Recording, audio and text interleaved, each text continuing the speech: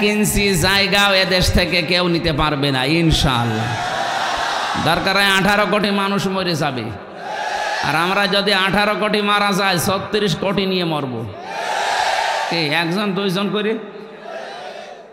এই জন্যে বলছি মায়ের যখন খাওয়া শেষ হয়ে গেছে, এখন কিন্তু মায়ের দেওয়ার সময়। ইউকাতিলুনা ফি সাবিলিল্লাহি ফায়াকতুলুনা ওয়া ইউকতালুন। রব্বুল আলামিন বলেন তোমরা লড়াই করো, লড়াইয়ের ময়দানে আগে মারবা, এরপরে মরবা।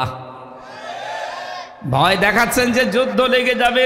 এই যে একটা হকার সাংবাদিক আছে না কলকাতার, রঞ্জন, ময়ূর রঞ্জন, এর যে মনে কি দুঃখ ও নিজেও বোঝে না। বলছে বাংলাদেশ থাকবে না, না আর থাকবে না। না থাকলো তো আপনার কি?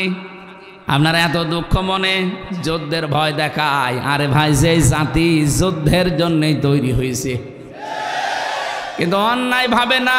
যুদ্ধ আমরা করি, অন্যায় যেখানে যুদ্ধ সেখানে।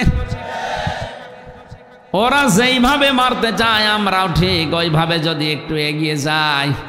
ওরা বলেছিল চিকিৎসা দেবে না, বাংলাদেশে একটু হুমকি দিয়েছে, ঠিক আছে 5টা হাসপাতাল বানাবো বিশ্বমানের। ইসলামী ব্যাংক সহ এদেশের যতগুলো ইসলামপন্থী ব্যাংক আছে এদের দায়িত্ব দেন। ডক্টর মোহাম্মদ ইউনুস যদি বলে 5টা আন্তর্জাতিক মানের বিশ্বমানের হাসপাতাল বানানো লাগবে এই দেশে, ভারতে আমাদের যাওয়ার দরকার নেই। ওরা এমনি টেনশনে মরে যাবে। দেখেন নাকি লাফানো লাফাচ্ছে, 40 ভাগ ছাড় দিয়ে দিলাম। কারণ ওদের সবচাইতে বেশি ভয় মরণের। কিসের? বলেন বলেন। এই জন্য মরণ যেখানে, এরকম একটা জিনিসের ভয় দেখাতে হবে, এমনি ওরা নরম হয়ে যাবে। এটা আল্লাহ শিখিয়েছেন আমাদের। ঔষধগুলো আমরা এতদিন অ্যাপ্লাই করি নাই, কারণ এতদিন যারা ছিল 5-8 গোলাম। সংখ্যালঘু নির্যাতন কারা করছে এখন? তামাম দুনিয়া। বিশ্ব আন্তর্জাতিক মিডিয়াগুলো এখন রিপোর্ট করছে তামাম দুনিয়ার সবচেয়ে বেশি সংখ্যালঘু নির্যাতন হয় ভারতে। মুসলমান নামাজে সেজদায় দাঁড়িয়েছে, পেছনে হিন্দু পুলিশ লাথি দিচ্ছে। কোন মানুষ আপনাদের এই মন্দিরে বা পূজায় রত আছে, কোনো মুসলমান গিয়ে লাথি দিয়েছে? আপনি দেখান তো একটা। বিশ্ব সাম্প্রদায়িক সম্প্রীতির যে দৃষ্টান্ত, এটা আমরা দেখাতে পেরেছি। মন্দির পাহারা দিয়েছে মুসলমানেরা। পৃথিবীতে এখন সবচাইতে বেশি সংখ্যালঘু নির্যাতন হচ্ছে ইন্ডিয়াতে। কে কথা বলেন না কেন? ওরা আল্লাহর ঘর মসজিদগুলো ভেঙ্গে মন্দির বানাচ্ছে। বাংলাদেশে একটা উপমা দেন তো যে কোনো মন্দির ভেঙে আমরা মসজিদ বানিয়েছি। এই উগ্রপন্থী হিন্দুরা এখন ঘোষণা দিয়েছে যে মক্কার কাবা ঘর পর্যন্ত তারা ভেঙ্গে, ওর নিচে নাকি ওদের মন্দির ছিল।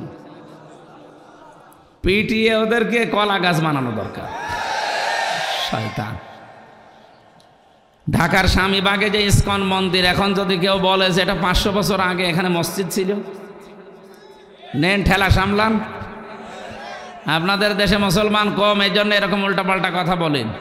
এই দেশে আমরা তো মুসলমান 96 ভাগ। আমরা যদি একটু বলি তখন তো বিশ্ব মিডিয়ায় দেখাবেন, যা এই দেখেন অত্যাচার চলছে। বহু ষড়যন্ত্র 5 তারিখের পর থেকে এই 3 মাস 5 দিনে বহু ষড়যন্ত্র হতে দেখেছি, এখনো হচ্ছে, থেমে নেই। এখন আবার নতুন করে চট্টগ্রাম নেওয়ার জন্য ওরা উঠে পড়ে লেগেছে। আরে ভাই, আপনারা কি যৌতুক চান? আর যৌতুক দেব কি করে বলেন তো? মেয়ে তো পালিয়ে গেছে। পালানো জিনিসের আবার যৌতুক।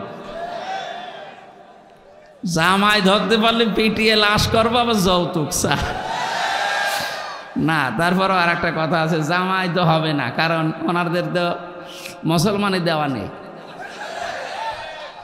কোনো মুশরিকের সাথে কোনো মুসলিম মেয়ের বিয়ে করা জায়েজ আছে? এটাকে আমি বানালাম নাকি? সূরা বাকারা 221 নম্বর আয়াত, 2 নম্বর পারা 14 নম্বর পৃষ্ঠা 4 নম্বর লাইনে আছে, ওয়ালা তানকিহুল মুশরিকাতি হাত্তা ইউমিন্না। এতটুকু আল্লাহ শেষ করেননি। কোন মুশরিকা নারী, কোন মুমিন পুরুষ কখনো বিয়ে করতে পারবে না যতক্ষণ ঈমান না আনে। ওয়ালা তুনকিহুল মুশরিকিনা হাত্তা ইউমিনু। কোন মমিন নারী, মমিনা নারী, মমিন পুরুষকে, মমিনা নারী মুশরিক পুরুষকে বিয়ে করতে পারবে না যতক্ষণ ওই পুরুষটা মুসলমান না হয়। এই ফতোয়া কি এখন আমি তৈরি করলাম? এই জন্যে বলছি পালিয়ে গেছেন কিন্তু বিয়ে যেন করবেন না। বিয়ে করা জায়েজ নেই। যদিও এই 15.5 বছর আপনারা ছড়িয়েছেন যে আমাদের স্বামী স্ত্রীর সম্পর্ক, এটা যেন মুখেই থাকে, বিছানায় যেন না যায়। এই শেষ বয়সে এসে দাদি নানি হয়ে মরবো আমরা না। এজন্য বিয়ে যেহেতু জায়েজ নেই, এক জায়গায় যেন আর না থাকা হয়। এরপরও উনি একজন মুশরিক আর আমাদের ইনি একজন হাজি। কথা বলেন এখন, হাজি সাহেবের সাথে এসব যায় না। সুতরাং যারা এই সমস্ত কাজ কারবার করছেন যে এই চট্টগ্রাম যৌতুক হিসাবে নেবেন, যৌতুক কিসের? যৌতুক দেওয়াও জায়েজ নেই, নেওয়াও জায়েজ নেই। বিয়ে যেহেতু মানি না, পালানো মেয়ের আবার বিয়ে কিসের? এই জন্য আশা করবো উল্টা পাল্টা চোখ রাঙাবেন না। 1 ইঞ্চি জায়গাও এদেশ থেকে কেউ নিতে পারবে না ইনশাআল্লাহ। দরকার হয় 18 কোটি মানুষ মরে যাবে, আর আমরা যদি 18 কোটি মারা যায় 36 কোটি নিয়ে মরব। একজন দুইজন করে। এই জন্য এই দুঃসাহস পৃথিবীতে কেউ দেখাবে না, বিশেষ করে মুশরিকরা, কারণ সবচাইতে বেশি ভয় ওদের জীবনের উপরে। আমি তো বহু প্রদেশ ঘুরে দেখেছি, ওয়ালা তাজিদান্নাহুম আহরাসান নাসি আলা হায়াত ওয়া মিনাল্লাযিনা আশরাকু। আল্লাহ তাআলা বলেন, হে নবী, ওয়ালা তাজিদান্নাহুম, অবশ্যই আপনি দেখতে পাবেন এই পৃথিবীতে জীবনের উপরে সবচাইতে বেশি লোভ মুশরিকদের। কাদের বলেন? ইয়াওয়াদ্দু আহাদুহুম লাউ ইউআম্মারু আলফা সানা। ওদেরকে যদি বলা হয় 1000 বছর বেঁচে থাকবেন, ওরা বলবে আলহামদুলিল্লাহ, আরও বাঁচতে চায়। তাহলে বেশি দিন বেঁচে থাকার আকাঙ্ক্ষা ওদের সবচাইতে বেশি দুনিয়াতে। এরপরে ইহুদিদের, ওরাও বেশি দিন বাঁচতে চায়। আর মুসলমানদের জন্য পৃথিবীর জঘন্যতম শত্রু এই দুইটা, একটা মুশরিক আর একটা ইহুদি। আল্লাহ রাব্বুল আলামিন বলেন, হে নবী, আপনি পৃথিবীতে দুইটা জাতিকে মুসলমানদের জন্য ভয়ঙ্কর এবং নিকৃষ্ট শত্রু হিসাবে দেখতে পাবেন। তার 1 নম্বরে ইহুদি, 2 নম্বরে মুশরিক। দেখেন, তামাম দুনিয়ায় মুসলমানদেরকে কষ্টে রাখার জন্য ইহুদিরা চেষ্টা চালাচ্ছে। এখনো পর্যন্ত ফিলিস্তিনে, গাজায়, এক কথা বলে না কেন, বাকিটা এই যে চলছে এখনো মুশরিকদের কারণে আজ আমরা অনেকেই ঝামেলায় আছি। প্রতিবেশীর দ্বারা মানুষ শান্তিতে থাকে, আর সারাটা জীবন আছি আমরা অশান্তিতে। আল্লাহ জানে প্রতিবেশী থেকে আমাদের হেফাজত করেন। এই প্রতিবেশীদের পাশে যতগুলো রাষ্ট্র আপনি দেখতে পাচ্ছেন, পাকিস্তান আছে, চীন আছে, আফগানিস্তানের একটা চিকন বর্ডার আছে, মালদ্বীপ আছে, ভুটান আছে, মায়ানমার আছে। কোনো রাষ্ট্রের সাথে তাদের সম্পর্ক ভালো না। প্রত্যেকটা বর্ডারে তারা মার খায়। পাকিস্তানের বর্ডারে মার খায়, চীনের বর্ডারে মার খায়, নেপালের বর্ডারও মার খায়, মায়ানমারের বর্ডারও মার খাস। আর আফগানে গেলে তো সবাই করবে। যত ঝামেলায় আছে আমরা, শুধু আমাদের মারে। এই জন্যে বলছি, মায়ের যখন খাওয়া শেষ হয়ে গেছে, এখন কিন্তু মায়ের দেওয়ার সময়। ইউকাতিলুনা ফি সাবিলিল্লাহি ফায়াকতুলুনা ওয়া ইউকতালুন। রব্বুল আলামিন বলেন, তোমরা লড়াই করো, লড়াইয়ের ময়দানে আগে মারবা, এরপরে মরবা। ভয় দেখাচ্ছেন যে যুদ্ধ লেগে যাবে। এই যে একটা হকার সাংবাদিক আছে না কলকাতার, রঞ্জন, ময়ূর রঞ্জন, এর যে মনে কি দুঃখ ও নিজেও বোঝে না। বলছে বাংলাদেশ থাকবে না, না আর থাকবে না। না থাকলে তো আপনার কি? আপনারা এত দুঃখ মনে যুদ্ধের ভয় দেখায়। আরে ভাই, যে জাতি যুদ্ধের জন্যই তৈরি হয়েছে, কিন্তু অন্যায় ভাবে না। যুদ্ধ আমরা করি, অন্যায় যেখানে যুদ্ধ সেখানে।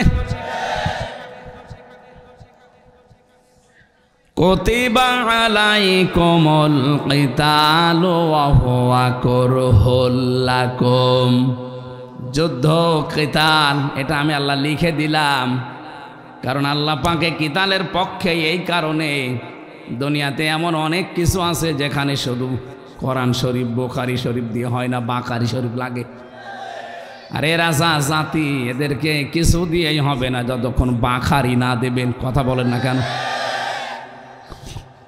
ওরা যেভাবে মারতে চায় পৃথিবীর মানুষকে, ওরা যেইভাবে মারতে চায় আমরাও ঠিক ওইভাবে যদি একটু এগিয়ে যাই।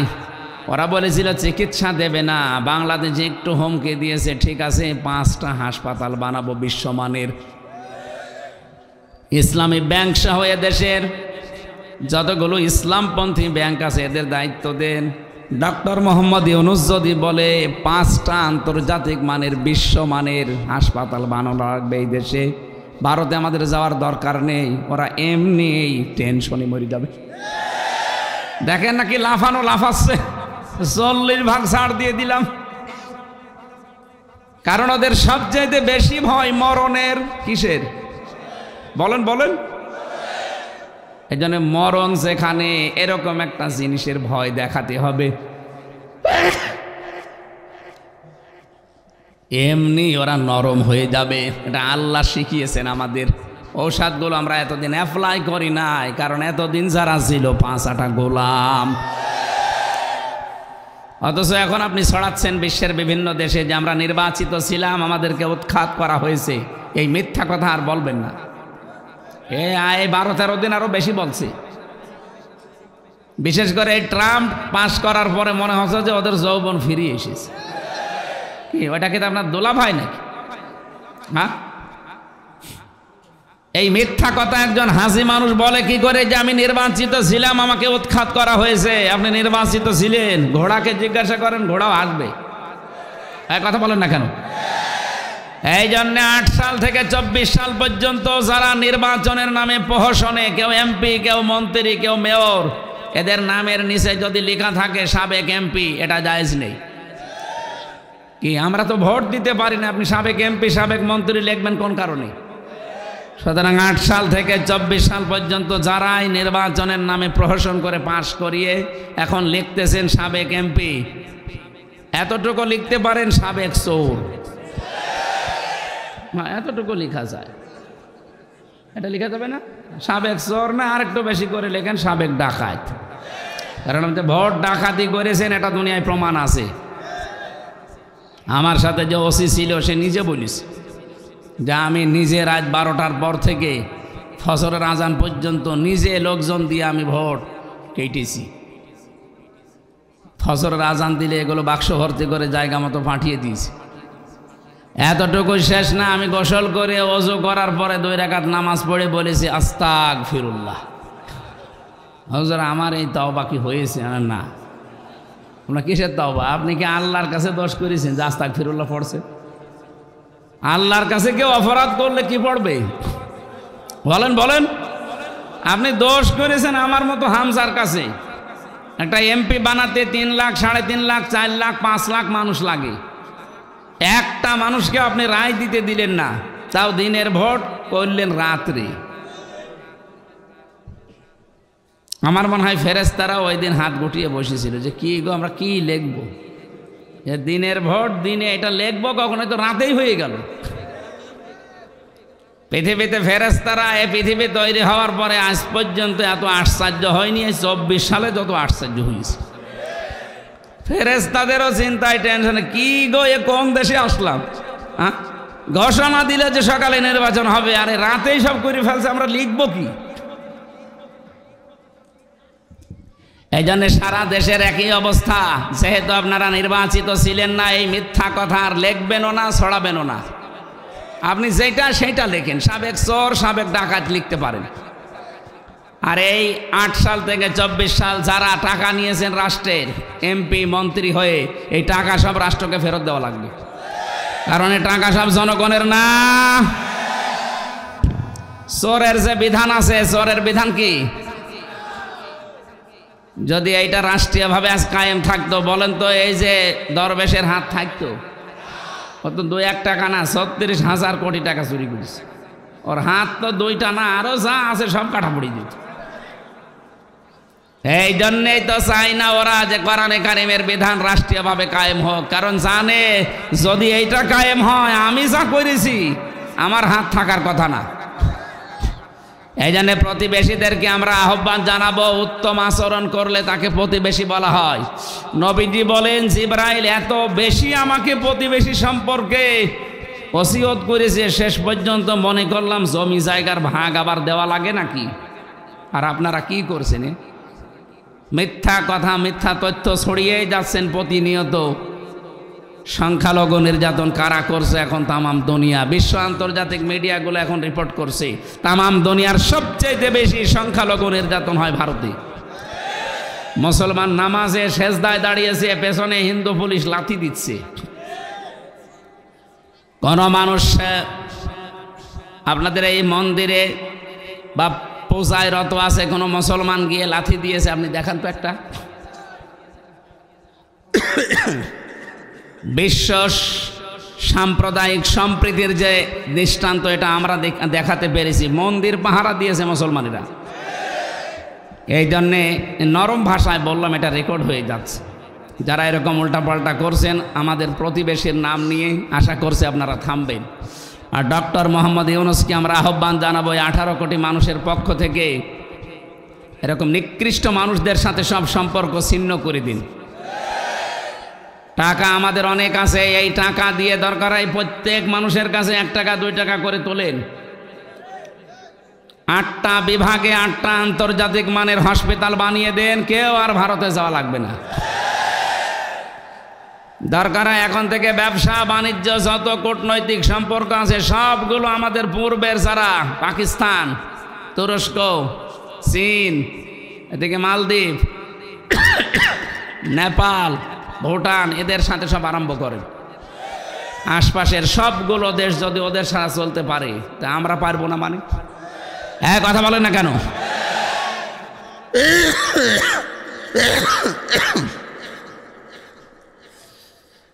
কোরআনে কারিমের অনুষ্ঠানে আমরা আজকে এসেছি তাফসীর শোনার জন্য। আমরা তাফসীর আকারে কথা বলবো। অন্যায় যেখানে প্রতিবাদ সেখানে এটা মুসলমানের নীতি। আমাদের যেহেতু এখন হাতে ওই ক্ষমতা নেই, মুখে আল্লাহ একটু দিয়েছে, এই জন্য মুখের প্রতিবাদ জানালাম। এইটাও যারা জানায় না তাদের যেন অন্তরে তাদের ঘৃণা থাকে। অন্তরও যদি ঘৃণা এই অন্যায় দেখে না করে, ও যদি বলে আমি সফি, ওর তো ইমানই নেই, ও সফি কিসের? এই 15.5 বছরে যারা প্রকাশ্য অন্যায় অত্যাচার জুলুম দেখার পরেও যে বিভিন্ন পীর সাহেবগুলো, বিভিন্ন ইমামগুলো, খতিবগুলো, বড় বড় ওয়াইজেনগুলো কথা বলে নাই, এদের ইমান নেই, এগুলো বেঈমান। কারণ জালিকা আদাফুল ঈমান, ইসমে তাফসিল, এটা ইমানের সর্বনিম্ন স্তর। একটা মানুষকে বিনা কারণে বাড়ি থেকে ধরে নিয়ে যাচ্ছে, বিনা কারণে বাড়ি থেকে ধরে নিয়ে মিথ্যা মামলা দিয়ে, মিথ্যা সাক্ষী দিয়ে বছরের পর বছর তার ছেলে রেখে জীবনটা নষ্ট করে দিচ্ছে। আপনি বড় একজন বক্তা, বড় ইমাম, বড় খতিব, আপনি বড় পীর সাহেব, দেশের কিচ্ছু বলেননি, মনে মনে ঘৃণা করবেন তাও করেননি, আরো খুশি হয়েছেন। আল্লাহর কসম আপনার ইমান নেই। কথা বলেন। 48,000 পীর একবারে যদি রাজপথে নেমে বলতো যে একটা আলেমকেও যেন না ধরা হয়, এদেশের এমনিতে আলেম নির্যাতন বন্ধ হয়ে যেত। কোন পীর রাজপথে নেমেছে? একটা পীরকে দেখান যে 2-1টা নামে তাদেরকে উল্টাপাল্টা জিনিস দিয়ে আরো ভেতরে ঢুকিয়ে দেয়। নামবে, আমরা যদি 48,000 একবারে নামতাম কেউ সাহস পেত না। এই জন্য এই সমস্ত পীর সাহেব বিশাল বিশাল দরবার খুলে বসে আছে, যারা বড় বড় মসজিদের খতিব, ধানমন্ডি, বাড়িধারা, বনানী, এক একজনের বেতন 3 লাখ, 5 লাখ, 10 লাখ করে। এদের ইমানই নেই। আমি গ্যারান্টি দিচ্ছি না, রসুলের হাদিস বুখারী শরীফের এটা, যে অন্যায় দেখার পরে যারা হাত দিয়ে বাধা দেয় না, এটা যদি না থাকে দেবেন না। মুখ দিয়ে যারা বলে না, এটা যদি না থাকে বলবেন না। অন্তরও আপনার ঘৃণা নেই, আর আপনি আনন্দ পেতেন। এরকম আনন্দ পাওয়া আলেম দেশে ছিল না, খতিব ছিল না, এরকম পীর ছিল না। এদের ইমানই নেই। এরা বড় আলেম বড় পীর হয় কি করে বলেন? যারাই বলতো তারা মামুনুল হকের মতো চলে যেত। কথা বললে ওদের সমস্যা। এই জন্যই তো আমাদেরকে 15 বছর, হ্যাঁ বুঝতে পারে না, তাহলে বলেননি কথা। আরে ভাই কথা তো বলেছি, তো না বলার মতো। এতদিন সে বেশি আসি পাগলের মতো। বাদশাহ হাজ্জাজ বিন ইউসুফ এই লোকটা জালেম ছিল। মন্ত্রী পরিষদ এসে বলছে, বাদশাহ আপনার জন্য তো রাস্তায় বের হওয়া যায় না, মানুষ শুধু গালি দেয় আপনাকে জালেম বলে। বলছে গালি কে দেয় দেখেন, আমি দেখছি। ছদ্মবেশ নিয়ে বাইরে গেছে, একটা গ্রাম্য লোকের সাথে দেখা, ডাক দিয়ে বলছে, এই বেটাই বাদশাহ হাজ্জাজ বিন ইউসুফ লোকটা কেমন? বলছে ও তো জালেম। যাই বলেছে জালেম, ওর মেজাজ গেছে আরো খারাপ হয়ে। বলছে বেটা আমার চেনো? না আমি সে হাজ্জাজ। চিন্তা করছে আমার তো মাথা থাকবে না, আমি যার সামনে যা বললাম এ তো মাথা থাকার কথা না। কায়দা করে বলছে বাদশাহ আপনি আমারে চেনেন? বলে না, আমি এই গ্রামের ওই লোক যার মাসে 2 দিন মাথা খারাপ হয়, আজকে তার পয়লা দিন। তুই পাগল? পাগল বলে ওই দিন বেশি গিয়েছে, তাছাড়া বাঁচার কথা ছিল। আমরাও এই 15.5 বছরে পাগল বলে বেশি আছি। হ্যাঁ কথা বলছে, নাই তো যা শুরু করেছিল বাঁচার কথা ছিল। কত মানুষকে তারা বাঁচার নাম নিয়ে গুম করে। এই যে আমার বিশ্ববিদ্যালয়ের 2 জন মোকাদ্দাস ওয়ালিউল্লাহ, আজও খবর নেই, আজ 9 বছর চলছে। তার বাবার কাছে যাওয়া যায় না, কি কান্নাকাটি করে। এম ইলিয়াস আলী কোথায় আছে আল্লাহ জানে। আমি যখন রিমান্ডে ছিলাম মাটির নিচে, আমি মাঝে মাঝে শুনতাম নাকি এম ইলিয়াস আলী বেশি আছে, কিন্তু আমাদের তো মুখে তালা মারা, কথা বলা যাবে না। ওই সময় যদি বলতে পারতাম, আমার মনে হয় খোঁজ করলে পাওয়া যেত। ব্যারিস্টার আরমান যদি 8 বছর পরে বেরিয়ে আসতে পারে, আমান আজমি যদি 10 বছর পরে বেরিয়ে আসতে পারে, এম ইলিয়াস আলী আসতো, কিন্তু কিছুদিন আগে তারে মেরে ফেলিস। এজন্য খুন গুম আর আয়না ঘরের সাথে যারা জড়িত, এদের যদি বিচার সত্যি তাড়াতাড়ি না করা হয়, এ বাংলাদেশ ঠান্ডা হওয়া সম্ভব না। কারণ আগামীতে যারা আসবে ওরা মনে করবে কিছুই তো হয় না। কথা বলেন না কেন? এজন্য আমরা চাই আন্তর্জাতিক অপরাধ ট্রাইব্যুনাল যেটা ছিল ওইটা আবার নতুন করে বানিয়েছেন, খুব তাড়াতাড়ি এই গণহত্যার বিচার করে। কোনো বিচার যদি নাও হয়, আয়না ঘরের বিচারটা করেন। কথা বলেন না কেন? কি ব্যবসা খুলে নিয়েছিল, ভালো মানুষ বাড়ি থেকে ধরে নিয়ে যায়। ও ঘুমিয়েছিল, ঘুম থেকে উঠে যাচ্ছে থানার গারদে, কি গো তুই গাছ কেটেছিস? কখন? স্বপ্নে। এই মামলা চলছিল এই দেশে, না তো এক একজনের নামে 313টা মামলা, 560টা মামলা পেয়েছি আমি একজনের নামে। বলেন তো 313টা মামলা যার নামে, 560টা মামলা, ও জীবনে জামিন করাবে কবে, আরো কবে হাজিরা দেবে কবে?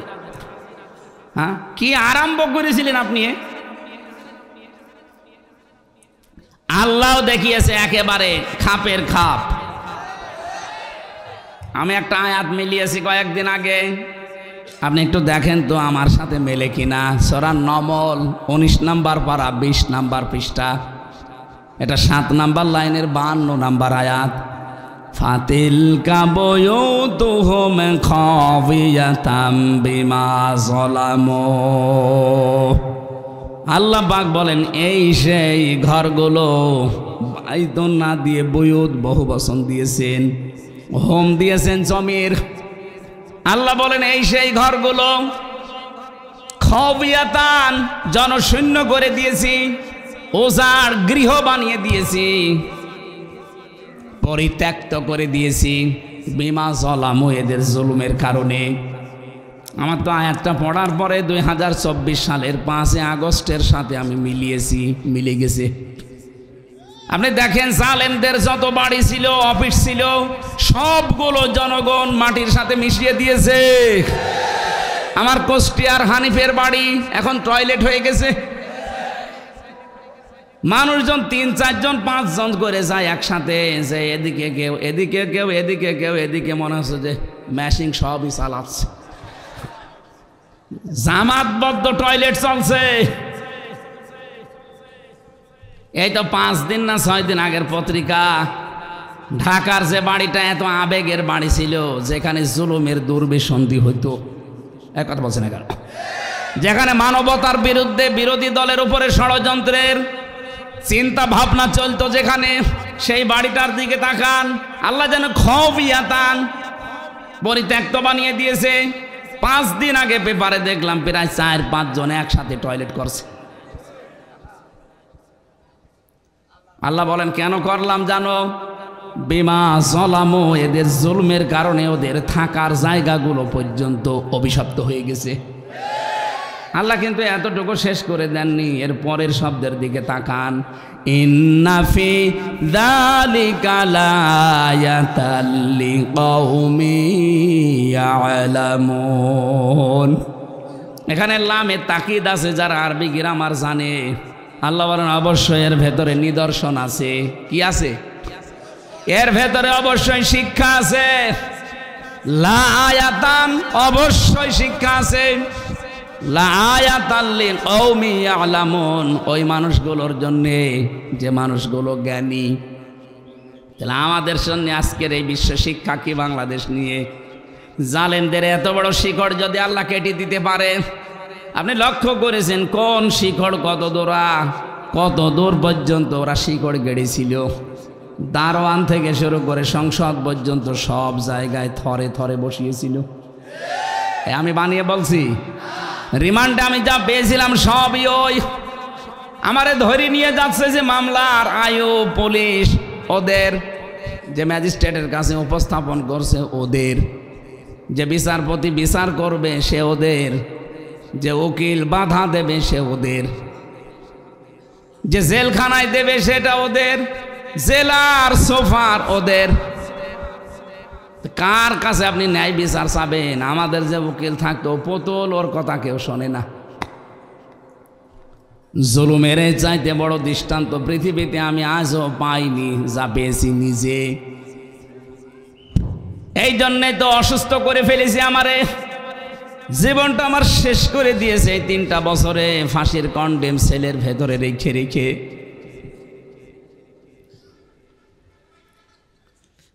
স্বাভাবিক হতেই পারি না। এখনো পর্যন্ত ঔষধ চলছে, কিন্তু এখনো আমার মাথা স্বাভাবিক না। কথা বললে আমার কণ্ঠে এবং মাথায় ব্যথা আসে। আপনি যা করেছেন ভেতরে আমার সাথে, শুধু আমি না, আলেমদের সাথে যা খাওয়িয়েছেন, এই খাবারের ভেতরে আমার মনে হয় কিছু মিশানো ছিল। ওরা এমনি খাবারে কিছু মিশায়, তেঁতুল দেয়, তেঁতুল প্রত্যেক খাবারে তেঁতুল দেয়, যেন মানুষের যৌবন নষ্ট হয়ে যায়। নাই তো কেউ 20 বছর 25 বছর 30 বছর যারা আছে বউ ছাড়া, একে এমনি থাকা সম্ভব? জীবনও না। আপনি অনেকে বলতে পারে যারা বিভিন্ন দেশে যায়, বিদেশে, তারা থাকে কি করে? আরে ভাই, আপনি জানেন আমি যতগুলো দেশ ভ্রমণ করেছি, অনেকগুলো দেশে যে একজন পড়ে আছে আজ 20 বছর 22 বছর, বাড়ি আসে না। কি আপনি বাড়ি যান না? বলে বাড়ি যেয়ে কি করব? এখানে আল্লাহ সব মিলিয়ে দিয়েছে। বরিশালের এক ভাইকে পেয়েছিলাম মদিনায়, জিজ্ঞাসা করলাম কত বছর আছেন? 18 বছর। কি বাড়ি যান না কেন? বলছে বিয়ে করে রেখে এসেছি, একটা ছেলে জন্ম দিয়ে, এই চলছে, বাড়ি আমার যাওয়া লাগে না। এখানে যে মালিকের আন্ডারে আছে, যে কোরআন শরীফ আমার সামনে, এখানে যে মালিকের আন্ডারটা, বউ আল্লাহর রাস্তায় আছে। তো এইরকম করে তারা থাকে বিভিন্ন কায়দা কৌশলে, আরো বিভিন্ন মাসলা মাসাইল গেইটে। জেলখানায় তো কোনো মাসলা নেই, কারণ সবই ওখানে পুরুষ মানুষ। এক কথা বলছেন এখানে যে বলেন একটা যুবক মানুষ 25 বছর 30 বছরে ঢুকতেছে, বের হচ্ছে 70 বছরে, যার যাবজ্জীবন 30 বছর জেল খাটা লাগে, যে সে কি করে থাকবে? এই যে এই পারস্যের জেলা নরসিংদীর যে জল্লাদ পেয়েছিলাম, শাহজাহান জল্লাদ, 30 বছর পরে বের হইল না। এমনি এমনি ওখানে থাকা যায়? আমরা তো দেখেছি, জিজ্ঞাসাও করেছি যারা রান্না করে, বলছে প্রতিটি খাবারে কম বেশি এমন কিছু দেওয়া হয়, বিশেষ করে তেঁতুলটা, এটা দেওয়াই হয় ডালের ভেতরে। মানুষের যৌবন যেন দাবন পড়ে থাকে, যৌবন যেন উতলিয়ে না ওঠে। আমাদের শরীরটা ওরা নষ্ট করে দিয়েছে। আমার ডায়াবেটিস 19, অথচ ডায়াবেটিস আমার শরীরে কিচ্ছু ছিল না। এই টেনশনে খাওয়া দাওয়া উল্টাপাল্টা দিয়ে খাবারের ভেতরে কি উল্টাপাল্টা খাবার খাওয়িয়ে আমার শরীরটাই নষ্ট করে দিয়েছে। কিচ্ছু জানতাম না, আমারে ধরলো বাড়ি থেকে, আর পরের দিন পেপারে দিল না ওনারা কুষ্টিয়ার চোড়হাঁস থেকে নিয়ে এসেছে। ডাহা মিথ্যা কথা।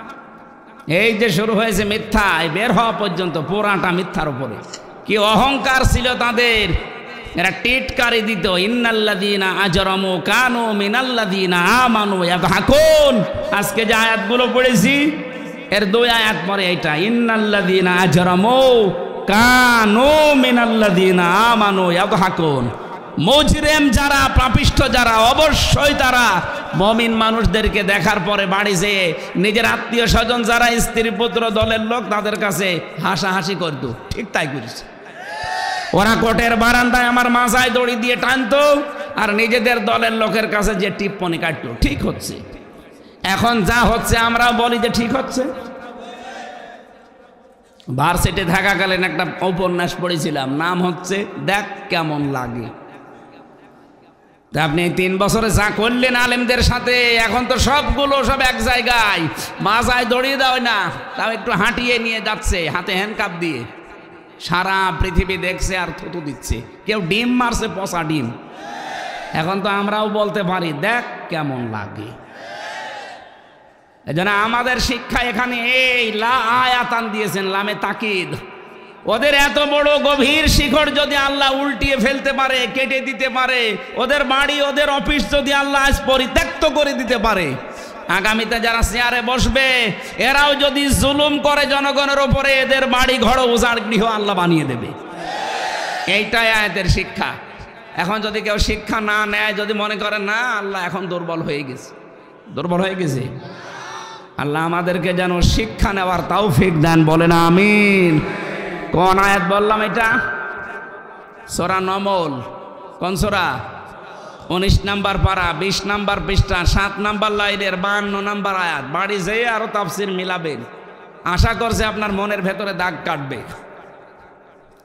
দরুদ আর সালাম পাঠ করার মাধ্যমে আজকের তেলাওয়াতকৃত আয়াত সূরা মুতাফফিফিন 36টা আয়াত আছে। কয়টা বলেন বলেন? আমরা পড়েছি 21, 22, 23, 24, 25, 26 এই আয়াতগুলো পড়লাম। তাফসীর আকারে আমরা এবার কথা বলতে আরম্ভ করব ইনশাআল্লাহ। আল্লাহ রাব্বুল আলামিন বলেন মুতাফফিফিন, এই সূরাটার নাম মুতাফফিফিন। তাফফিফ শব্দের শাব্দিক অর্থ হচ্ছে ওজনে কম বেশি করা। ওজনে, এই পৃথিবীতে যারা ওজনে কম বেশি করে, খাদ্যে ভেজাল দেয়, ফরমালিন দেয় খাদ্যে, এই খাবার খেয়ে কোনো মানুষ যদি অসুস্থ হয়, তার শরীরের বিভিন্ন অর্গানগুলো নষ্ট হয়ে যায়, অঙ্গ প্রত্যঙ্গগুলো যদি নষ্ট হয়, লোকটা যদি মরণের দিকে আস্তে আস্তে ঢলে পড়ে, আপনি বিশ্বাস করতে পারেন আপনাকে আল্লাহ নিজে লানত দিচ্ছে। বলেন নাউজুবিল্লাহ। আমরা অনেকেই মনে করি যে ইসলাম মানে নামাজ, ইসলাম মানে রোজা, ইসলাম মানে হজ করা। না, ওগুলো পরে। ইসলামের বেসিক 2টা বিষয় আগে, একটা হচ্ছে সত্যবাদিতা আর একটা ন্যায় পরায়ণতা। কথা বলেন না কেন? বিশ্বনবী নামাজ আরম্ভ করেছিলেন 53 বছর বয়সে। কত বছর বলেন বলেন? 53 বছর বয়সে উনি গেছেন মেরাজে, সেখান থেকে নামাজ আনলেন। এর আগে উনি নামাজ পড়েছেন না? এর আগে তো সূরা ফাতিহা নাজিল হয়েছিল 40 বছরে, কিন্তু উনি নামাজ তো পড়েননি।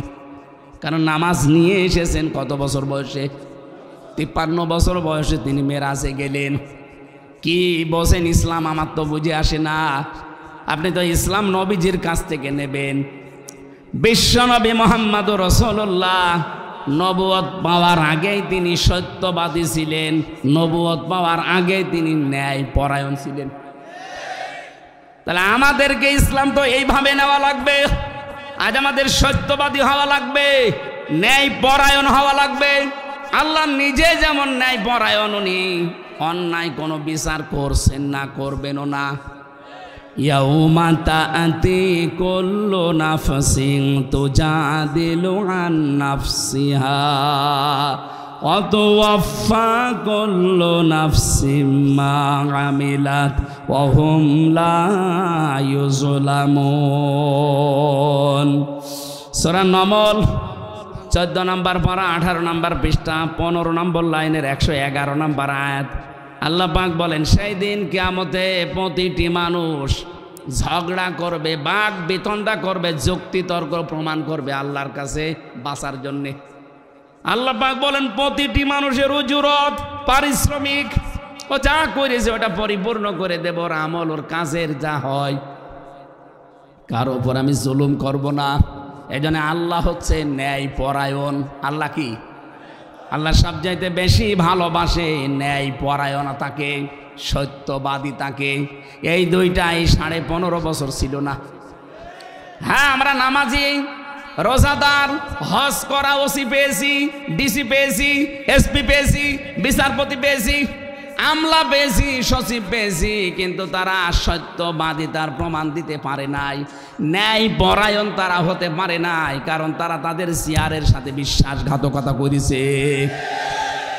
বিশেষ করে নির্বাচন কমিশনে এই তিনবারে যারা নির্বাচন উপহার দিল, বলেন তো এরা ন্যায় পরায়ণ ছিল, সত্যবাদী ছিল?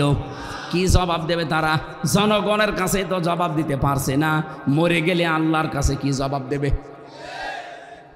এজন্য নবীজি ইসলাম পালন কি নামাজ পালন করেছিলেন। 40-এর পরে সূরা ফাতিহা পেয়েছেন, 40 বছরের পরে উনি। এর আগে কিন্তু উনি সত্যবাদী ছিলেন না, ছিলেন না? বলেন বলেন। এর আগে উনি সত্যবাদী, এর আগে উনি ন্যায় পরায়ণ। কাবা শরীফ একবার নির্মাণ করার জন্য যে পাথরটা এখন মানুষ চমা খায়, ওটা জান্নাতের পাথর। ওইটা নিয়ে বিশাল মারামারি, গন্ডগোল পুরা আরবে। গোত্র গোত্র ভাগ ছিল। এই গোত্র বলে আমরা বসাবো, ওই গোত্র বলে আমরা বসাবো। 4 গোত্র মিলে ওরা যখন গন্ডগোল চলছে আবহমান কাল থেকে, কে বসাবে, কারণ এটা ফজিলতের কাজ। নবী মুহাম্মদুর রাসূলুল্লাহ নিজে এই চাদরটা বিছিয়ে দিলেন, পাথরটা নিজের হাতে ওখানে রাখলেন। 4 গোত্রের 4 জনকে ডাক দিলেন, 4 জনকে বললেন 4 কোণা ধরো, 4 কর্নার 4 জনকে ধরে বললেন ওখানে নিয়ে চলো। একেবারে কাছে নিয়ে যাওয়ার পরে নবীজি নিজের হাতে ওই জায়গায় বসিয়ে প্রতিস্থাপন করে দিলেন। এই যে ন্যায় বিচার, ন্যায় পরায়ণতার মানদণ্ড নবীজি দেখিয়েছেন, ওইটার দ্বারা 1000 বছরের গন্ডগোল, কাছে বলে মারামারি, জুলুম, অত্যাচার ওই দিন থেকে বন্ধ হয়ে গেছে। আমরা যদি আর 15.5 বছরের ন্যায় পরায়ণ হতে পারতাম, কত মানুষের অধিকার ফিরিয়ে দিতে পারতাম আপনি জানেন? এইটা আজ আমাদের নেই। এই জন্য বাইতুল মোকাররমের ভেতরে নামাজি মানুষ জুতা চালাচালি করছে। হ্যাঁ, কথা বলেন না কেন? আমরা ইসলাম আসলে এখান থেকে নিতে পারি নাই। কোন বাবা কোন ইসলাম দিয়েছে? ইয়ালি বাবা, শাহ আলী বাবা, কেল্লা বাবা, ফতে বাবা, ও ইসলাম পালন করছে। জোতা দিয়ে পিটানো দরকার, এই যে যারা আল্লাহর নামের সাথে অন্য নামের জিকির বের করেছে। আপনাদের এই 2-3 জেলা পরেই তো, এরপরে নরসিংদী, তারপরে ভৈরব, এরপরে তো ব্রাহ্মণবাড়িয়া, আল্লাহর ওলির বাস। আমি স্পষ্টভাবে বলছি, সতর্ক করার জন্য, এটা রেকর্ড হচ্ছে। এই তাহেরি ভাই যে জিকিরগুলো বানিয়েছে ইসলামের নাম দিয়ে, কেল্লা বাবা, ফতে বাবা, দয়াল বাবা, কেবলা বাবা, এগুলো সব হারাম, হারাম এবং হারাম। এরকম জিকির যারা করবেন তাদের শাস্তি হবে ডবল, একটা না। সূরা ফুরকান 68 নম্বর আয়াত, ওয়াল্লাযীনা লা ইয়াদউনা মা'আল্লাহি ইলাহান আখার, যারা আল্লাহকে ডাকে কিন্তু পাশাপাশি অন্য কাউকেও ডাকে, তাদের শাস্তি হবে ডবল। এটা আমি বানালাম? এখানে আলেম যারা আছে দেখেন, পরের আয়াতে আল্লাহ দলিল দিচ্ছেন, ইউদাফু লাহুল আযাবু ইয়াউমাল কিয়ামাহ। ইউদাফ, 2টা শাস্তি আল্লাহ তাদেরকে দেবে। সুতরাং ও বাংলা ভারতের মানুষেরা, অন্য দেশে এগুলো আমি পাইনি, শুধু এই 2 দেশেই পাই। এরা আল্লাহর নামে ডাকে, জিকির করতে করতে মাঝে মাঝে এ তাহেরি ভাইয়ের কথা শুনে লাভ দিয়ে ওইটি বলে কেল্লা বাবা, ফাতে বাবা। এ কথা বলেন কেন? কেল্লা বাবার নামে কোনো জিকির আছে? ফতে বাবার নামে? কোন কারণে আপনি বসে বসে এগুলো করবেন? এগুলো যারা করছেন বুঝে হোক না বুঝে হোক আপনার শাস্তি ডবল হবে। সুতরাং এই ভণ্ডদের কথা মতো আর ইসলামকে বিকৃতি করা যাবে? আরো জোরে বলেন যাবে? আজকে থেকে শেষ। এই বাংলাদেশে যেন আল্লাহ বাদে কারো জিকির না হয়। আরো আসতে বলেন। এমনকি আলা আলাহুল খালক ওয়াল আমর বানিয়েছেন যিনি, হুকুম চলবে তার। এইটাই সাফ কথা। ইনিল হুকমু ইল্লা লিল্লাহ। সৃষ্টি যার, আইন চলবে তার। সুতরাং এই দেশে আল্লাহর আইন বাদ দিয়ে কোনো মানুষ যদি মানুষের তৈরি করা আইন আবারও প্রতিষ্ঠা করার চেষ্টা করেন, মুসলমান কিন্তু যাদের হালকা ঈমানও আছে বসে থাকবে না।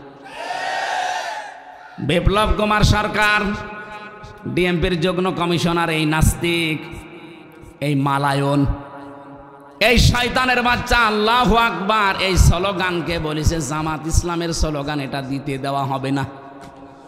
আল্লাহু আকবার কি জামাতের স্লোগান? কার? আকাব্বিরহু তাকবীরা। আল্লাহ নিজে শিখিয়েছেন। আরে আল্লাহর শেখানো জিনিস যদি জামাত ইসলাম বলে তো ওইটাই তো সঠিক। হ্যাঁ, কথা বলেন না কেন? এটাকে যারা ৯৬% মুসলমানের দেশে জামাত ইসলামের স্লোগান বলে চালিয়ে দেয়, আমরা চাই এখন এই ৯৬% মুসলমানের দেশে ওইটাই জাতীয় স্লোগান হোক। এই কারা কারা আল্লাহু আকবার জাতীয় স্লোগান চান দেখি? লিল্লাহি তাকবীর।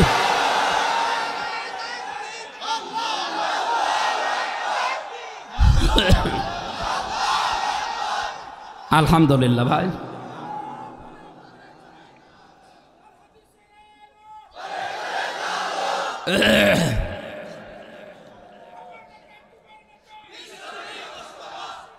হার্ট ভালো রাখার জন্যে এই আল্লাহু আকবারের উপরে কোনো শব্দ পৃথিবীতে আর নেই, ঔষধও নেই। আপনি যদি প্রতিদিন ২৪ ঘন্টার ভেতরে ১০০ বার করে আল্লাহু আকবারের শব্দ উচ্চারণ করেন, আপনার হার্ট ভালো থাকবে। বিজ্ঞান এখন প্রমাণ করে দেখতে পাচ্ছে এটা হার্টের খোরাকি। সূরা রাদের ২৮ নম্বর আয়াতে এর দলিল আছে। আল্লাযীনা আমানু ওয়া তাতমাইন্নু কুলুবুহুম বিযিকিরিল্লাহ আলা বিযিকিরিল্লাহি তাতমাইন্নুল কুলুব। জেনে রাখো এই পৃথিবীতে আল্লাহর জিকিরে, আল্লাহর নামের ভেতরে মুমিন অন্তরে আমি আল্লাহ শান্তি রেখে দিয়েছি। অথচ বাস্তবতা বড়ই নির্মম। এই ১৫.৫ বছরে আল্লাহর নামের চাইতে বিভিন্ন নাম আমাদেরকে বেশি বলতে বাধ্য করেছে।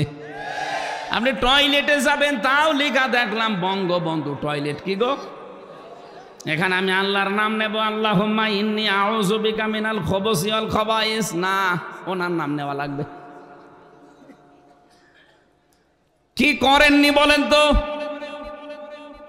কেন একজন মানুষের জন্য এত কিছু করতে গেলেন? কি হয়েছে? আল্লাহ তো সব ডুবিয়ে দিয়েছে। ৬৩০টা থানা কম বেশি আমি সব জায়গায় এই ৩ মাসের ভেতরে গেলাম। কই, প্রায় সব জায়গায় আমার যাওয়া শেষ। যেখানে যে দেখেছি বাবা দাঁড়িয়েছিল, বাবা এখন আর নেই। কুষ্টিয়ার যেটা ছিল খুব শক্ত ছিল, এত শক্ত করে বানিয়েছিল মানুষ ভাঙতে পারে না, সেটা ভেগু দিয়ে ভেঙেছে। এত টাকা খরচ করে টাকাগুলো সব পানিতে ফেললেন। আপনি ইসলাম না বোঝার কারণে আর আপনার আশপাশে যে দালাল মৌলবীগুলো ছিল এরা কি করেছে? একটু বলতে পারে না যে এটা শিরিক? যে বলেছিল শিরিক তারই তো ভরে রেখলে। মাওলানা মামুনুল হক একটু হুঙ্কার দিয়েছিল যে শিরিক, বাবার মূর্তি হলো আমরা বুড়ি গঙ্গায় ভাসিয়ে দেব, তারে আপনি আটক করে রাখলেন ৩ বছর। এক কথা বলছে না কেন? আমরা এক ট্রান্স দিয়েছিলাম, তাই আমার দিলেন 3 বছর। এই জন্য দেখেন আল্লাহ কি প্রতিশোধ নিয়েছে। আল্লাহ শুধু দয়াবান মেহেরবান না, আল্লাহ কিন্তু প্রতিশোধ গ্রহণকারী। আল্লাহু আজিজুন যুনতিকাম।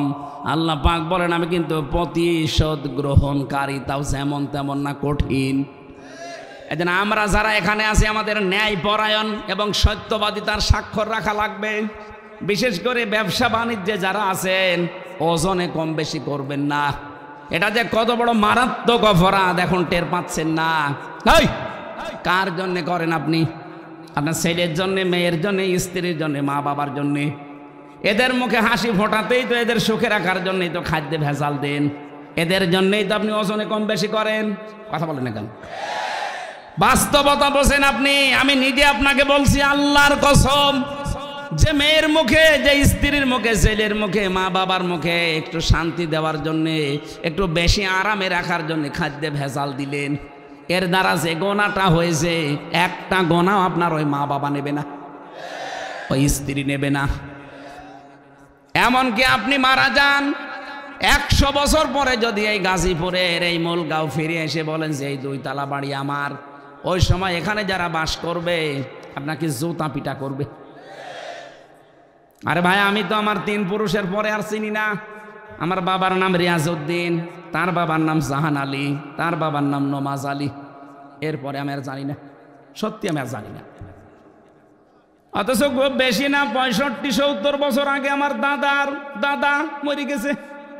নমাজ আলীর বাবা, যেটা আমার দাদার দাদা হয়, ওনার নাম আমি জানি না, আর আমি খোঁজও নেইনি। এখন যদি ওই লোকটা এসে কুষ্টিয়ায় বলে যে এই ভিটা আমার, আমি বানিয়েছি এইসব, ওর দাঁত মুখ খুলে ফেলবো না? যে ভণ্ডামি করা জায়গা পান না। কিসের নমাজ আলীর বাপ আপনি? থাকার জায়গা পাচ্ছেন না, মসজিদের বারান্দায় জায়গা আছে, রাত থেকে কেটে পড়েন। এই কথা বলেন, এটা করবো কিনা? শুধু আমি একা না, আপনারাও বলেন। নিজেই বলছেন যে হ্যাঁ সবার অবস্থা এক, তা আপনি 100 বছর পরে আসলে আপনাকে তো এরকম জোতা পিটাই করবে। কি করলেন আপনি খাদ্যে ভেজাল দিয়ে?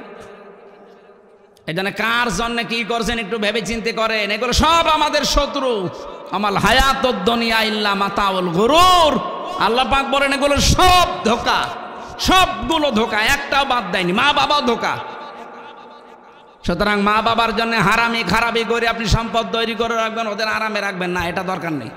যতটুকু বৈধ পথে পারা যায় করে খান, না খেয়ে থাকবেন। কিন্তু কোনো অবৈধ রাস্তায়, বিশেষ করে খাদ্যে ভেজাল আর এই যে কৃত্রিম খাদ্য সংকট তৈরি করছেন যারা, আপনি বিশ্বাস করতে পারেন আপনার কোনো ইবাদত উপরে উঠছে না। যারা খাদ্যের মজুদ এক জায়গায় গোপনে রেখে কৃত্রিম সংকট তৈরি করে দাম বাড়িয়ে দেন, আপনার নামাজ, রোজা, হজ, যাকাত, দান, সাদগা সব বড়ি আছে, উপরে উঠছে না। সূরা মুতাফফিফিনের তাফসিরে আছে, ধ্বংস হয়ে যাক ওয়াইলুল মুতাফফিফিন, যারা নেওয়ার সময় বেশি নেয়, দেওয়ার সময় কম করে দেয়। আজ বাংলাদেশ, আমি তো প্রায় মানুষের সাথে মিলিয়ে দেয়, আমার নিজের সাথে। এই যে আমি বক্তা, আমি নেওয়ার সময় কিন্তু বিভিন্ন জায়গা থেকে তথ্যগুলো কালেক্ট করে নিয়ে আসি, কিন্তু ডেলিভারি দেওয়ার সময় 15.5 বছর আর দিতে পারিনি। কারণ এমন জায়গায় বসে কথা বলা হয়, এদিকে শয়তান আর এদিকে শয়তানের বউ। কথা বলছে না কেন? তাহলে নেওয়ার সময় যারা বেশি বেশি করে নেয়, আজ বিশ্ববিদ্যালয়ের ছাদ থেকে প্রাইমারির পর্যন্ত যারা শিক্ষকতা করে, আরে ভাই নেওয়ার সময় তো আপনি ভালোই নিচ্ছেন। একটা শিক্ষক হতে হলে অবশ্যই তাকে পরিশ্রম, লেখাপড়া করা লাগে। নেওয়ার সময় ঠিক মতো আপনি নিলেন, কিন্তু দেওয়ার সময় আর দিতে চান না ঠিক মতো, তখন বলে প্রাইভেট পড়া লাগবে, কোচিং করা লাগবে। আপনি বিশ্বাস করে এখনই নিতে পারেন যে আপনার নামাজ, রোজা, আপনার যাকাত, দান, সাদগা সব পড়ে আছে, এখনো কেউ আকাশে ওঠেনি।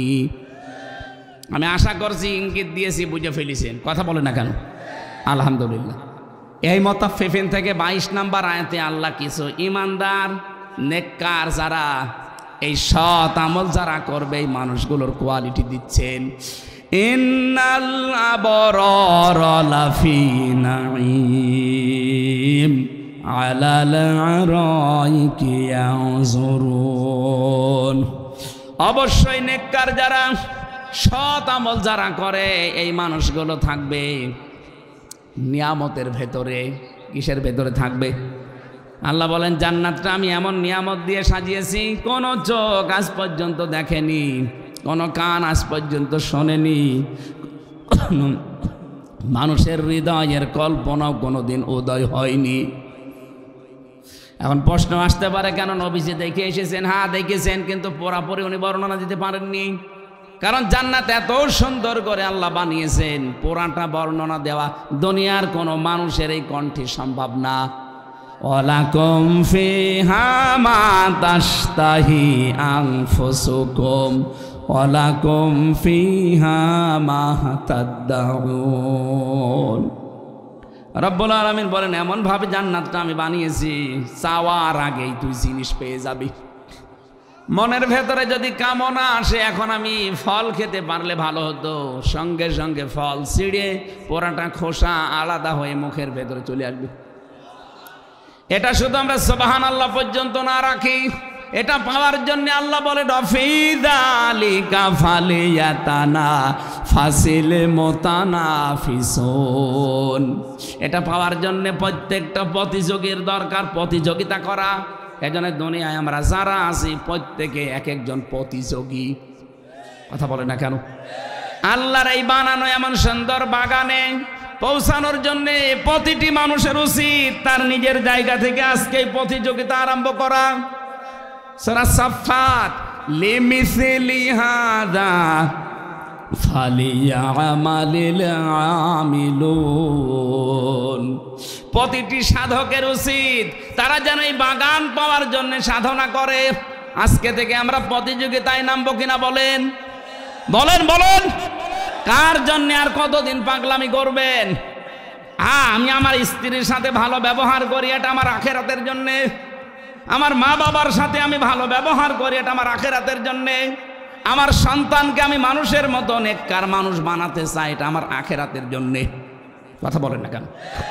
আমি আমার মা বাবাকে চাই না যদি তারা আমার আখিরাতের পথে বাধা হয়ে দাঁড়ায়।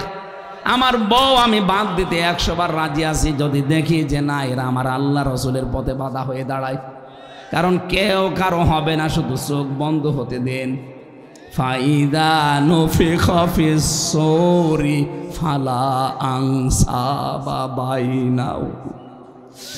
আল্লাহ পাক বলেন, চোখটা বন্ধ হয়ে গেলে সিংহায় যেদিন ফৎকার দেওয়া হবে, ওই দিন প্রত্যেকের সম্পর্ক যার যার সাথে যা আছে সব কাট হয়ে যাবে।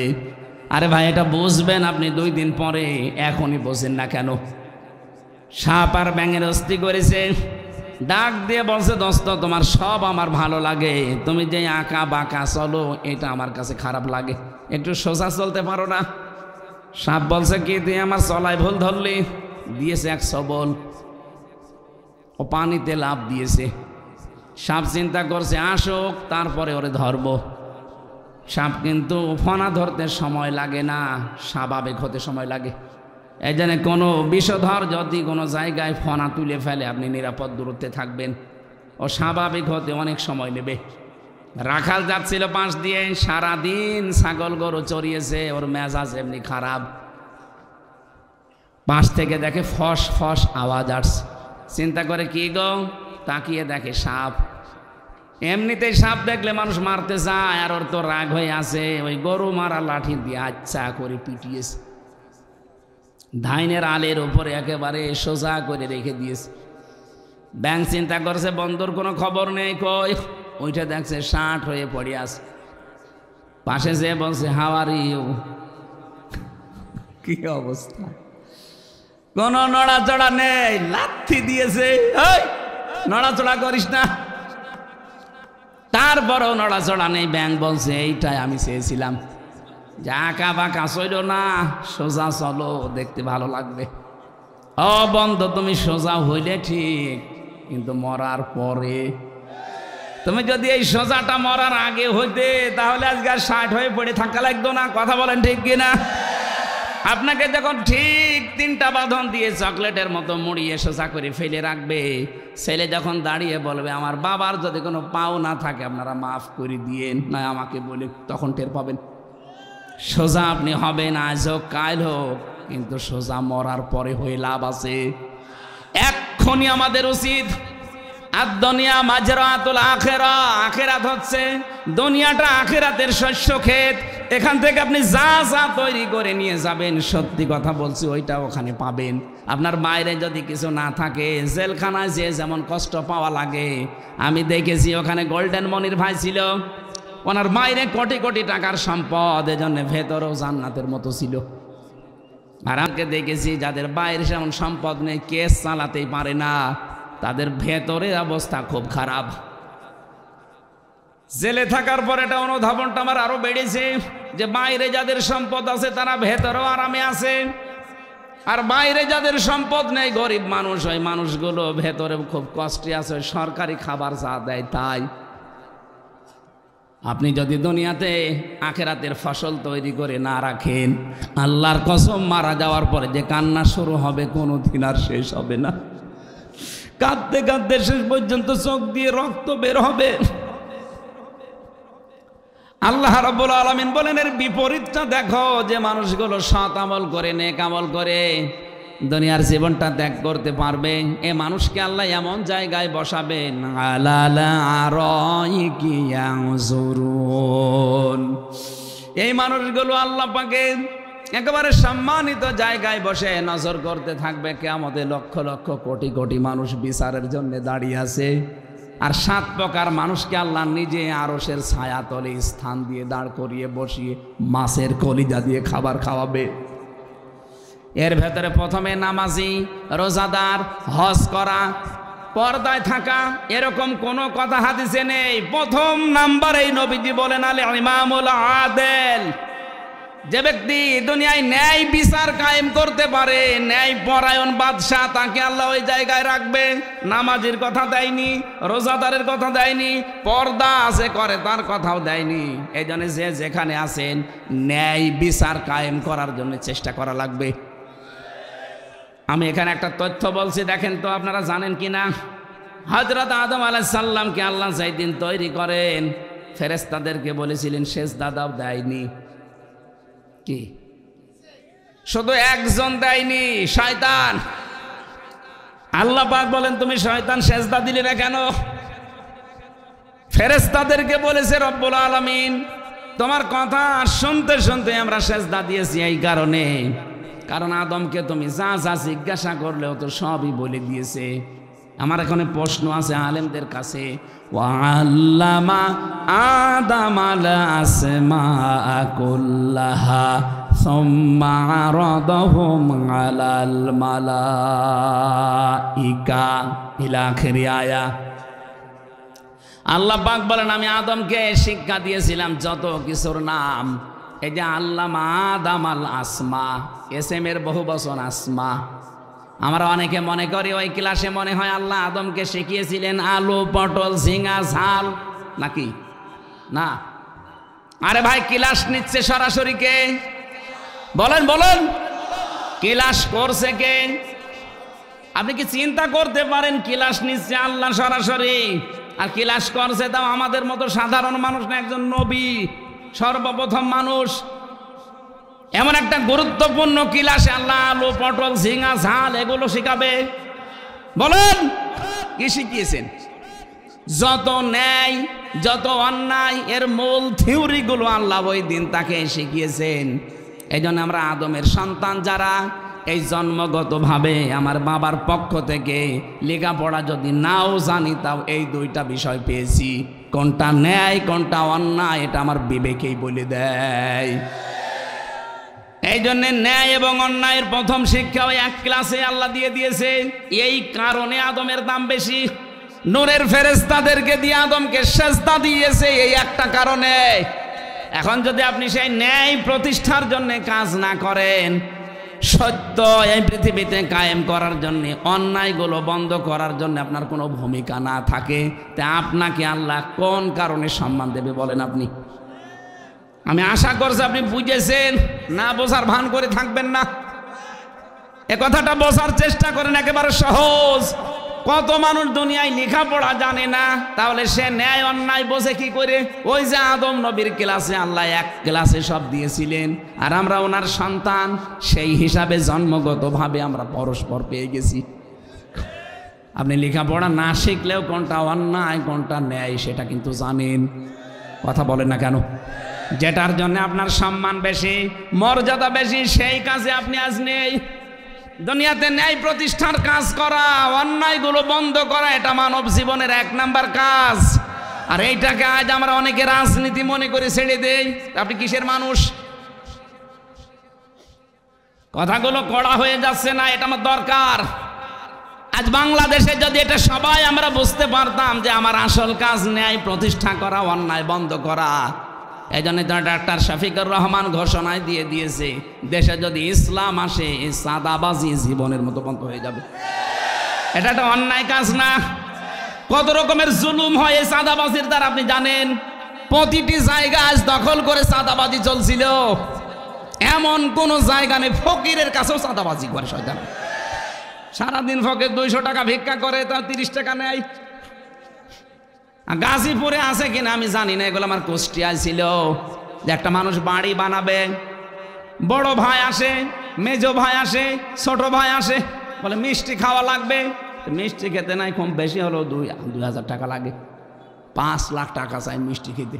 মনে হচ্ছে মিষ্টি মনে হয় আড়স থেকে বানিয়ে নিয়ে আনবে।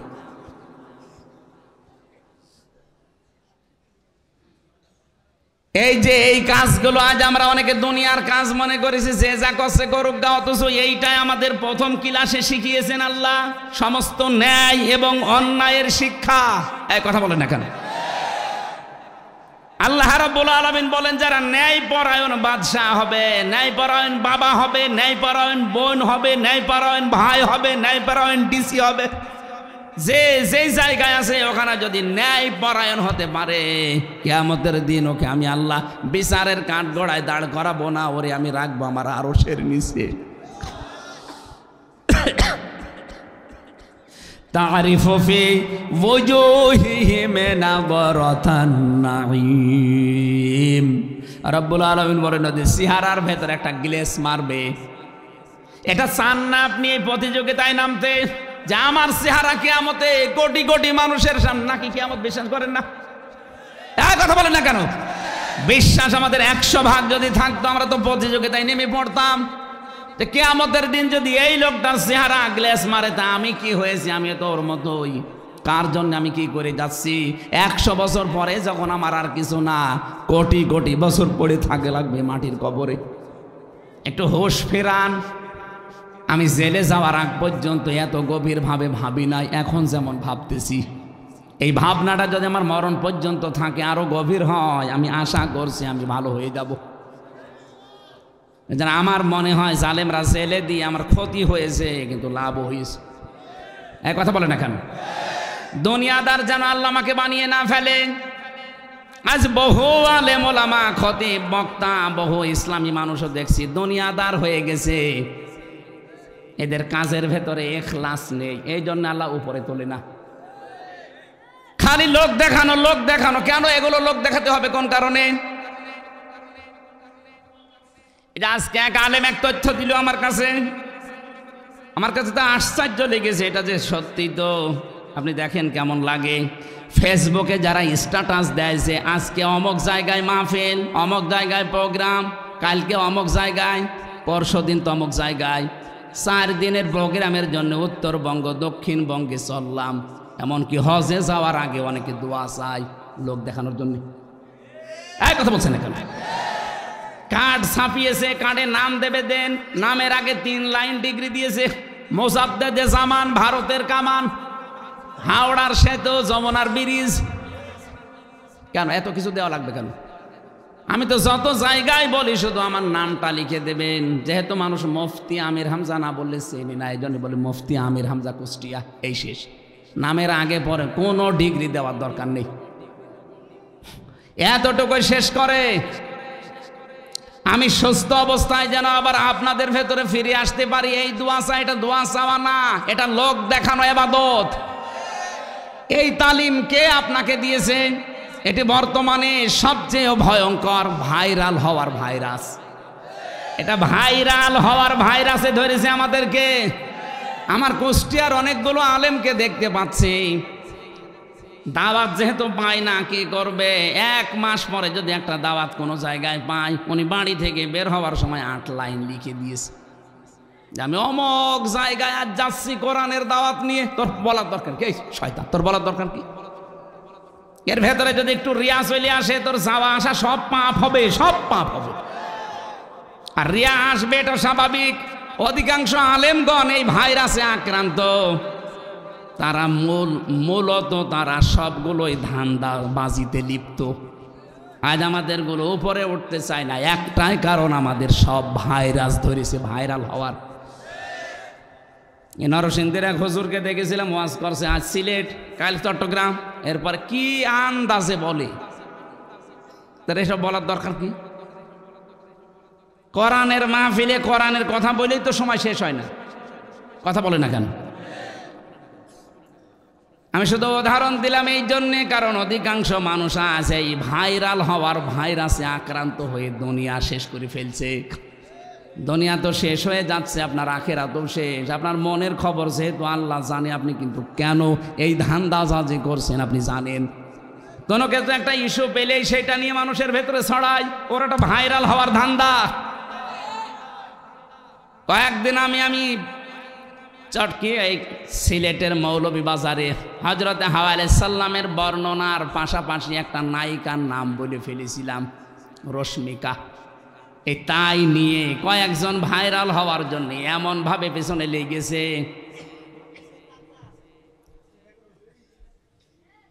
আমি নিজের থেকে বলছি, যা করবেন এটা যেন আল্লাহর জন্য হয়। নিজেকে কখনো পবিত্র মনে করবেন না। ফালা তুযাক্কু আনফুসাকুম, এই আয়াতের উপরে কালকে আমার পাবনায় আলোচনা ছিল। ফালা তুযাক্কু আনফুসাকুম, আল্লাহ আফসোস করে বলেছেন, ওই নিজেকে ভালো মনে করবা না, সব সময় মনে করবা আমি একজন অপরাধী। হুয়া আ'লামু বিমান ইত্তাকা, তোমাদের ভেতরে তাকওয়াবানকে মুত্তাকিকে এটা কিন্তু আমি ভালো জানি। সুতরাং লোক দেখানোর ধান্দায় কিছু করলে আমার আল্লাহ এমনভাবে আছাড় দিয়ে ফেলবে, তখন আর মাজা খাড়া করে দাঁড়াতে পারবা না। কারণ মানুষ যখন বুঝে ফেলবে তো ধান্দাবাজ। এক কথা বলেন না কেন?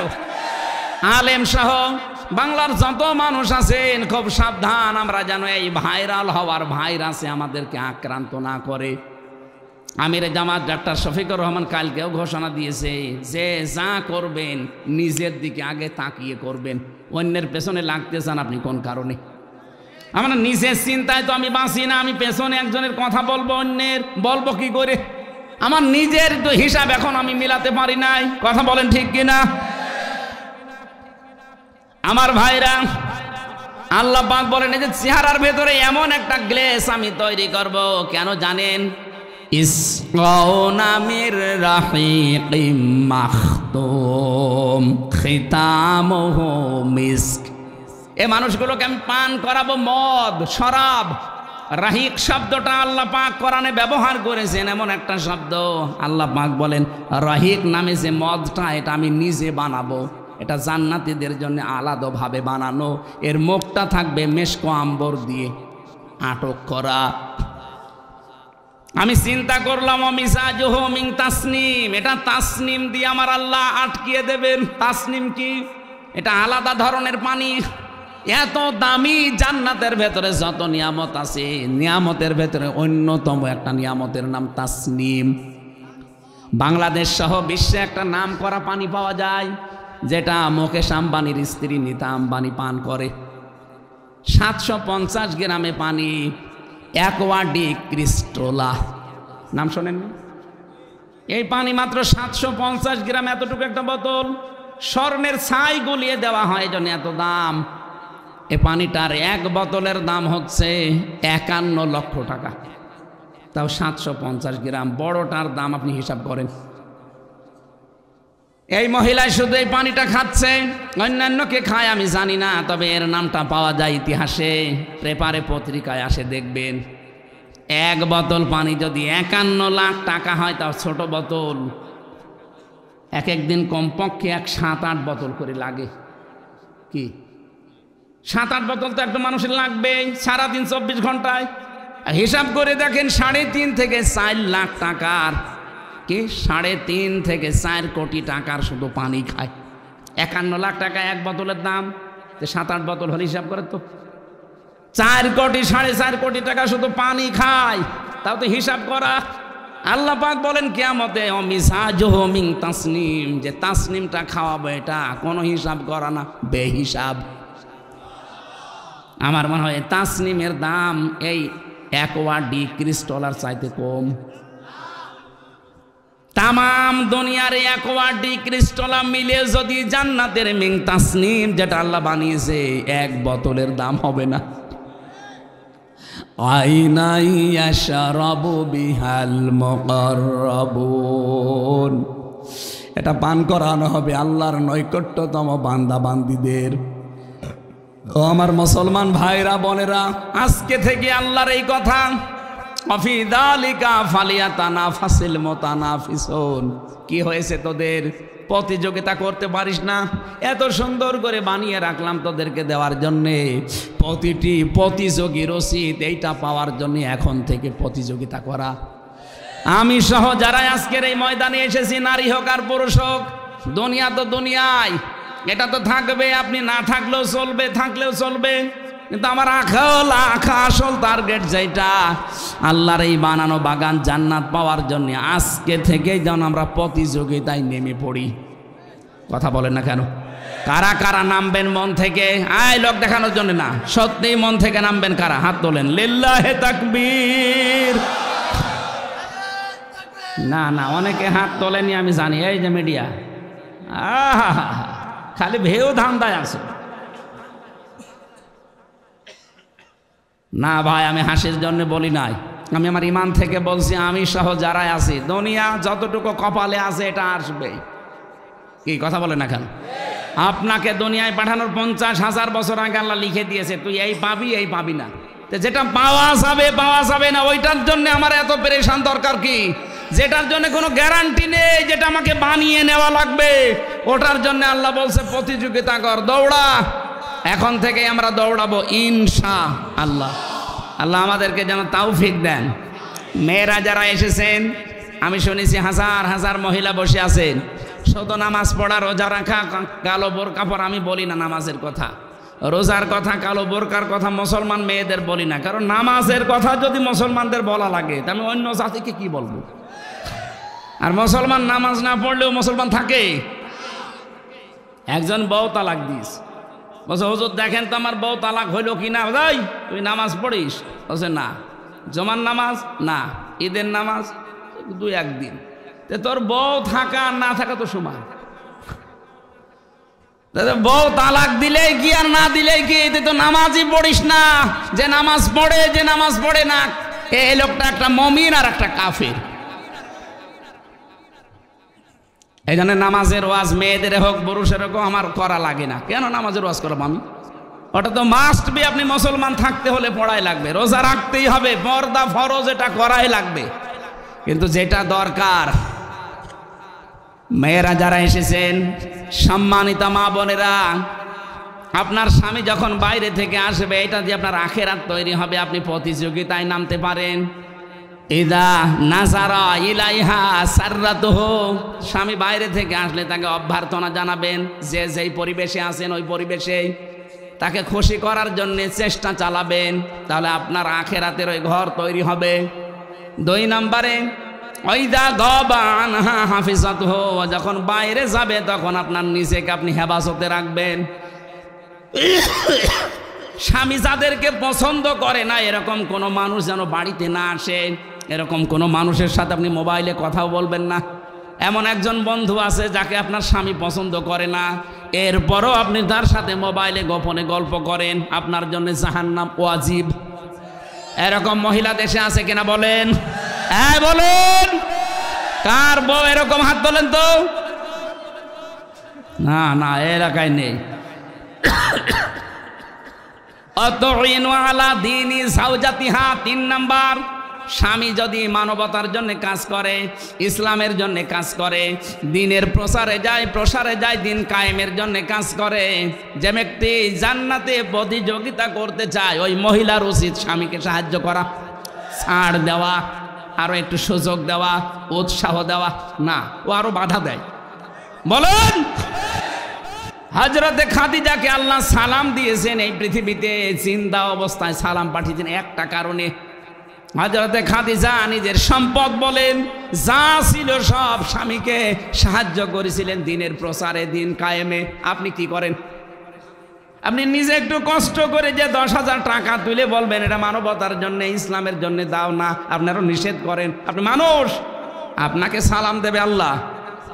4 নম্বরে স্বামী যেটা পছন্দ করে ওটা যদি জায়েজ হয় জীবন থাকতে আপনাকে মানা লাগবে। আমি স্বামী দায়িত্ব নিয়ে বলছি, যত স্বামী আছে সবার পক্ষ থেকে প্রতিটি স্বামী আমরা চাই বিয়ের পরে যেন আমাদের মা বাবা আমাদের সাথে একসাথে থাকে। এই চান না আপনারা? 100টার 98টা মহিলা এটা চায় না। ওরা বিয়ে করলেই বলে আলাদা হন, ভেন হয়ে যান, আলাদা হন, নাই বৃদ্ধাশ্রমে রেখে আসেন। কথা বলছেন না কেন?